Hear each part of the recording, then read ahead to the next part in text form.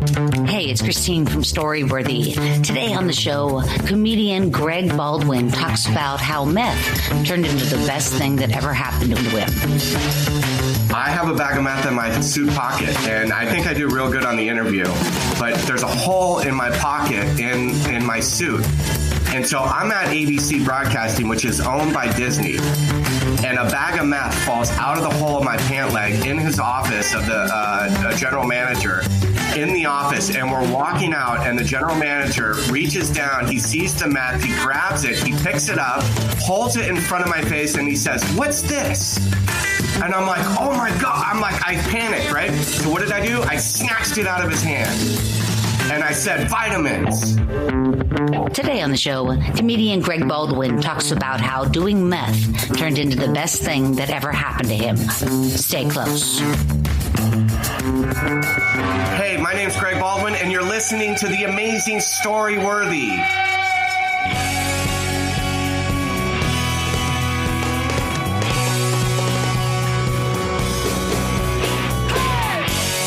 Welcome to Storyworthy. My name is Christine Blackburn, and I'm coming to you from Los Angeles, California. Whether you're a longtime fan of the show of almost 14 years, or you're a brand new listener, thanks for listening to Storyworthy. I hope you guys had a chance to listen to the show last week with writer Shelley Herman. Shelley told a great story about working as an NBC page, and she's got great stories about Johnny Carson and all this inside NBC stuff. So if you're interested in that, go back, listen to Shelley Herman talking about her days as an NBC page. But not today. Stick with me now, because I'm airing a story that was told to me about 3 years ago from a comedian named Greg Baldwin. Greg is a great guy, works all the time, and he's telling a story about how meth saved his life. Yeah, can you imagine that? So I'm airing his story again today because even if you already heard it, I bet you're ready to hear it again. Also, you guys, I wanted to remind you to check out My Life in 3 Songs. My Life in 3 Songs is exclusively on Spotify because I talk to comedians about the 3 songs in their life that have impacted them. Not specifically their favorite songs, but songs that really made an impact on their life and give us a glimpse of the comedian's childhood and where they grew up. So check it out, mylifein3songs.com, and you can listen to the show on Spotify.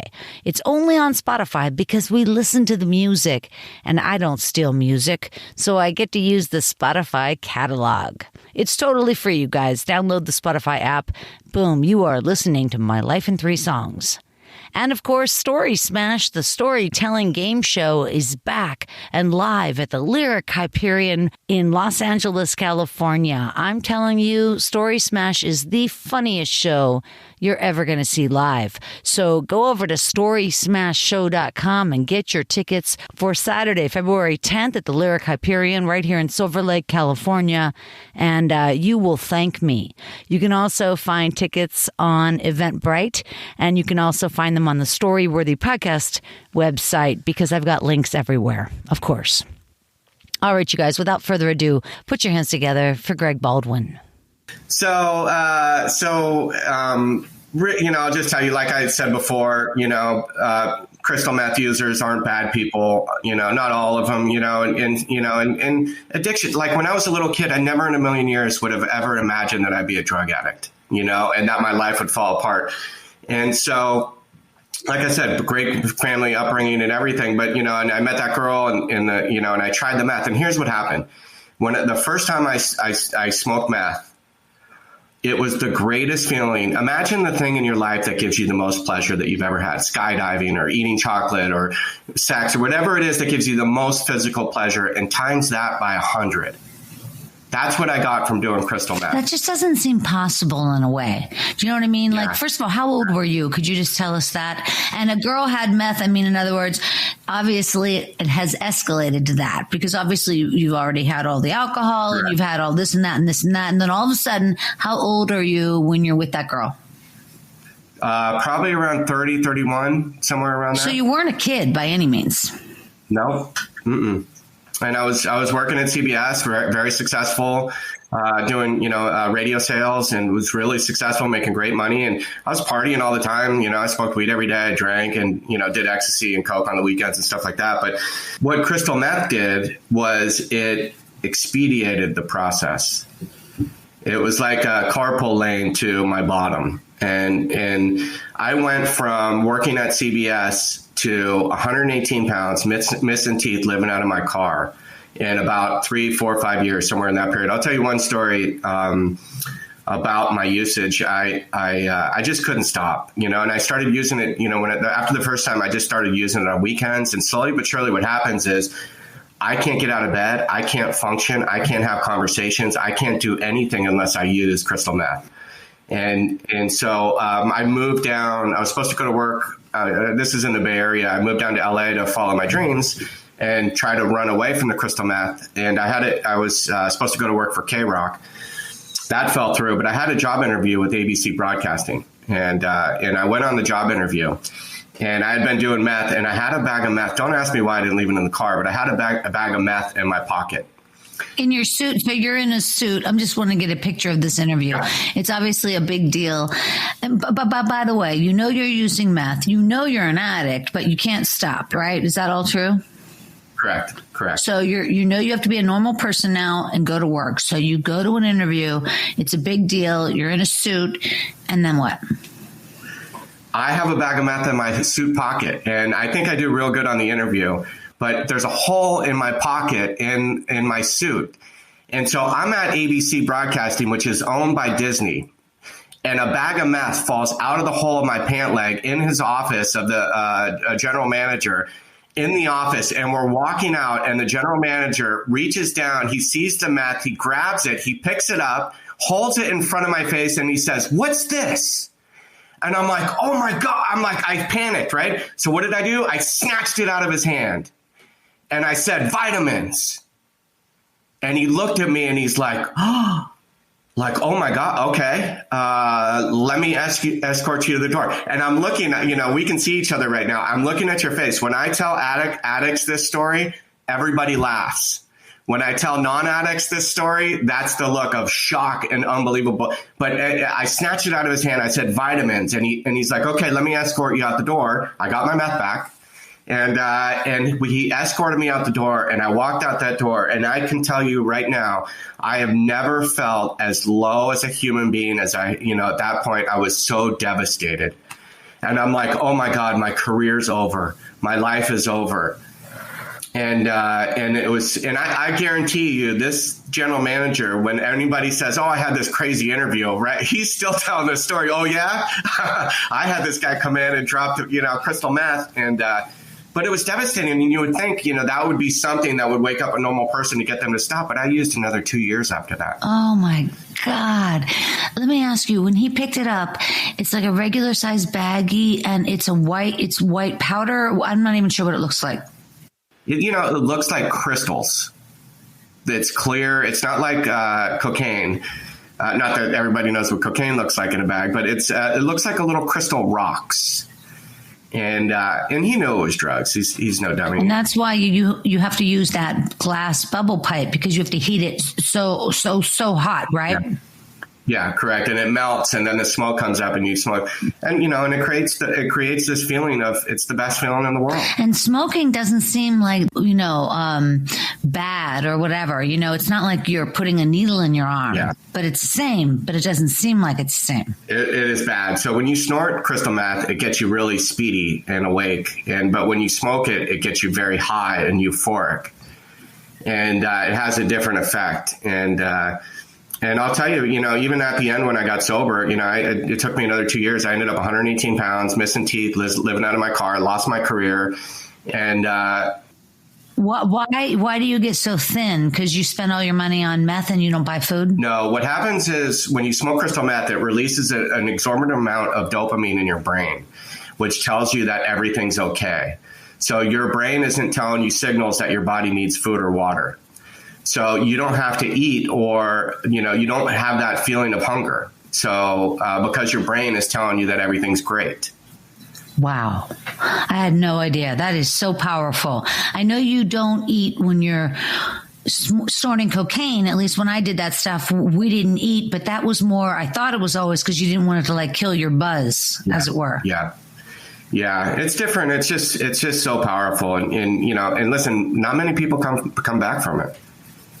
Well, that's the thing. That's why I don't think you really hear about it so much, because people don't come back from it. Yeah. So anyway, I want to hear about this girl though. So you're 31 years old and you go on like a regular date with her, or how long have you known her? No, so I met her through drugs and through friends or whatever. And, you know, she's the one that introduced me to the meth. And, you know, my parents always said, oh, it's her fault. And, you know, she introduced you. It wasn't her fault. Yeah, I mean, if I saw that, I wouldn't say, let me try that. Yeah, and it wasn't her fault. And but I'll tell you, you know, I don't regret it. You know, wow, I don't regret it, because it led me to being a stand-up comedian. You know, I got sober, I got clean. You know, I got arrested for possession of a controlled substance, and I went to court, and to be honest with you, I didn't really even want to get clean, but I went to court and they gave me the option of rehab or jail, and I chose rehab, and I checked myself into rehab on February 13th of 2007. So Valentine's Day, I just celebrated 14 years clean and sober. That's fantastic. Mm-hmm. That is so exciting. But how many rehabs did you have to go to get to that point? I went to one when I was 19, and then this one. Oh, wow. So you're a success story then. Yeah. I mean, you are. Yeah. So there were no well, if you count, I went to rehab when I was 19, so I guess I relapsed from 19 till when I got. What was the 19 thing? Was it alcohol? Cocaine. Oh, I see.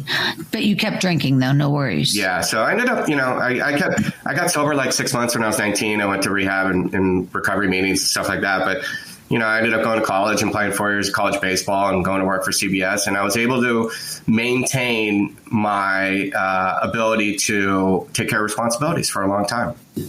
But how much alcohol are you talking, like a day? Were you drinking during the day, like at work? No, weekends I drank, but I smoked pot every day. But, you know, I was very successful. So, and then I do drugs on weekends and stuff. But I was all, you know, there was little consequences. Yeah, I mean, that's a lot of people do that every day, and nothing, no problems. Or like you said, they maintain. Of course, that's why there's so much alcohol in the grocery store. I mean, obviously, but it's you have like a gene in you or something. Correct. Because that meth wasn't that big of a stretch. You were just like, yeah, sure, I'll try it. And then when you do try something that strong, I mean, I guess it's like fentanyl or mm-hmm. heroin. It's like, how could anybody compete with that? Yeah. I think, that's the question. Is it, can you do enough drugs or drink enough alcohol to become an addict or an alcoholic? Or is it a gene or you inherit? And I can tell you for me, it was, I was born with it, so I was born with something different in my pleasure center that when I do something that makes me feel good, I abuse it. And my sister's not, my sister was wondering, she was asking me advice for a friend that was smoking, her son was smoking a lot of pot. And I said, I don't know what to tell you, but I said, Kelly, could you smoke enough pot to become a drug addict? And she's like, absolutely not. Right. I'm like, okay. So, yeah, don't worry about it. Yeah, but it turned out, to be the greatest thing. And it actually led me to becoming a stand-up comedian. Yeah. So how did that happen? Because you've been doing stand-up for a long time, haven't you? 8 years. Oh, it's not that long then. No. Not that long at all. No. Okay. So how did it? Because you just felt like I hit rock bottom. I don't care anymore. You can't hurt me. Rejection means nothing. Yeah. I'm going up. Was it sort of like that? So no. So what happened was, that's most comics. Yeah, no. So what happened was, I like we talked about before, I was a theater actor and doing a bunch of shorts and voiceovers and stuff in the past. And I used to go to the Comedy Store and watch comedians. Never in a million years did it ever crossed my mind to do stand-up because I didn't think I was funny enough and I didn't think that I could write comedy. Never crossed my mind. But I would watch all these great comedians and stuff. And when I got sober, I was at a recovery meeting. And so a friend of mine introduced me to this guy, Jimmy. And he introduced me to Jimmy. And Jimmy was new in recovery. And he was about 30 days off cocaine and opiates. And he introduced me to this guy. And my friend says to me, hey, will you give him a ride home after the recovery meeting? And so what I thought in my head was, why don't you fucking give him a ride home? You know, that's what I thought. Excuse my French, but I really love the story. But I go, it's okay. Yeah, I thought, why don't you give him a ride home? Why are you asking me? But I have been changed now. I say yes to the world, to the universe, because I never know when that opportunity, my life, anyway. So I give this guy, Jimmy, a ride home. And I asked him, I'm like, do you have a car? Do you need help getting to meetings? And he says, I don't have a car. So I started picking him up, taking him to recovery meetings. And we would go to Starbucks. Whenever we went to a meeting, he would never order anything. So I asked him, I said, are you broke? And he's like, yeah, I'm broke. And so I go, do you have groceries at home? And he's like, no, I don't have any. So I go, fine, I'll take you grocery shopping. And I go, where do you want to go grocery shopping? And he took me to Whole Foods. That's so funny. He didn't take you to Albertsons or Vons. He went right for the organic stuff. Yeah. And then your bill, if it's a cart of food, oh my gosh, that's hundreds. Yeah, it was like, you got like a little basket of food for like $100. I'm like, but you know what? I'm like, fine, whatever, and that is so kind. Yeah. That's so kind. And so we became friends. And then it turns out he was a comedian. And he invited me to go see one of his shows at the Comedy Store. It's like one of the side shows at the Comedy Store. Sure. So I go see him, and I'll tell you, like almost all the comedians were terrible.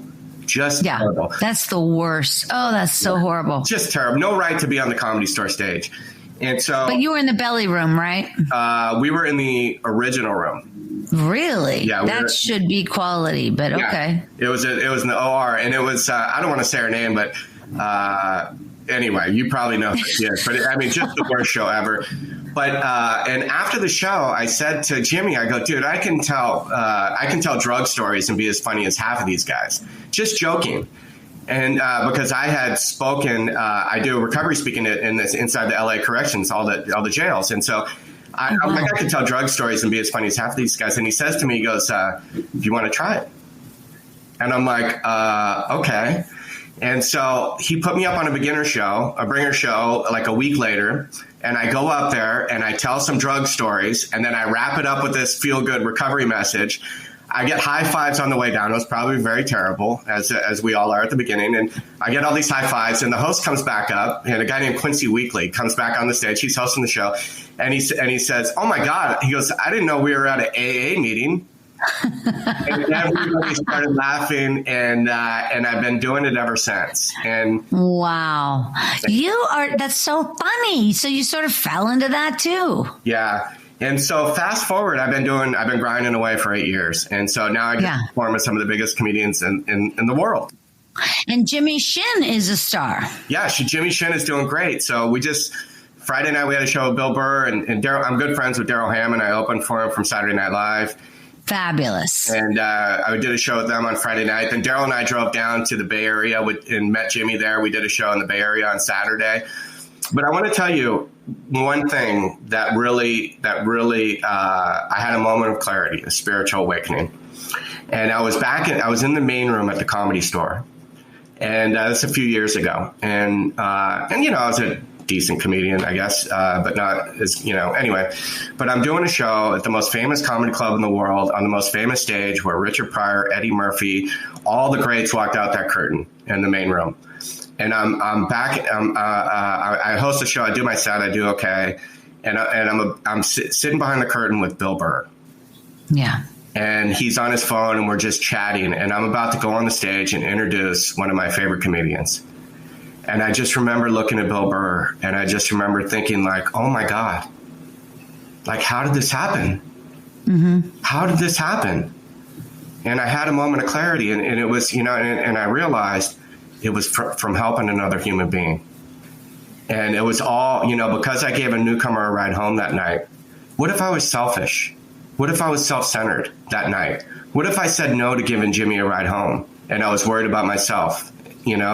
My whole life changed from helping another human being. I wouldn't be a comedian today if I didn't give that guy a ride home, to Jimmy a ride home. Yeah. And two of my favorite quotes are, Danny Trejo does a lot of public speaking.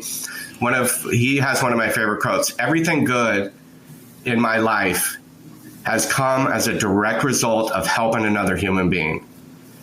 And then my other favorite quote is by Jackie Robinson, which is, a life is unimportant except for the impact it has on others. Wasn't that a great story? Isn't it interesting how Greg says that meth actually saved his life? I don't know if I talked about this before, you guys, but I stopped drinking last June 2023, and it's been over 7 months. And honestly, that's pretty much the best thing I've ever done, too. Can you believe it? I mean, I always loved alcohol. I really did. But now that I haven't been drinking, big difference, guys. Big difference in my life. And, everybody does their own thing. You find your own path. But if you're even considering the idea of not drinking, think hard about it, because it's really been a good decision in my life. And I hear what Greg Baldwin is saying. All right, you guys, before I wrap it up, I want to remind you to check out storyworthypodcast.com and join my mailing list. And again, please check out my Life in 3 Songs. It's over there on Spotify, totally free. MyLifeIn3Songs.com will get you to the website as well. And then don't forget about Story Smash, the storytelling game show, live at the Lyric Hyperion, Saturday, February 10th. Tickets are only $15, guys. That is dirt cheap. All right, you guys, one more time on behalf of the very talented Greg Baldwin, my name is Christine Blackburn saying, make it a story-worthy week.